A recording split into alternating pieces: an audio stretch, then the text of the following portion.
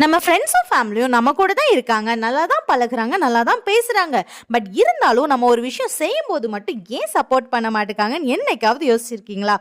What, உண்மையை சொல்லணும்னா உங்களுடைய மிகப்பெரிய எதிரியே உங்களுடைய ஃப்ரெண்ட்ஸாகவோ இல்லை ஃபேமிலியாகவோ தாங்க இருப்பாங்க.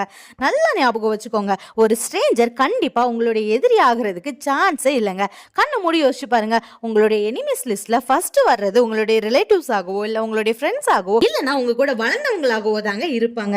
அவங்களுக்கு உங்களோட லைஃப்ல நீங்க என்னென்ன விஷயங்களை கோ த்ரூ பண்ணியிருக்கீங்க, எதை எதை கடக்க விரும்புறீங்க, எந்த விஷயத்தை விரும்புறீங்க, எந்த விஷயத்தை வெறுக்கிறீங்கன்னு உங்களை பத்தின எல்லா விஷயங்களையும் தெரிஞ்சுக்கிட்ட பிறகுதாங்க அவங்க உங்களுடைய மிகப்பெரிய எதிரியாகவே மாறுறாங்க. ஸோ நான் என்ன சொல்ல வரேன்னா, இந்த மாதிரி வாட்லெஸ் பர்சன்ஸுக்காக உங்களோட டைமை வேஸ்ட் பண்ணி அவங்க ஏன் எனக்கு சப்போர்ட் பண்ணலன்னு யோசிக்காதீங்க. பிகாஸ் அவங்களுக்கு எடுத்துக்க மட்டும்தான் தெரியுமே தவிர உங்களுக்கு எதையும் கொடுக்க தெரியாதுங்க.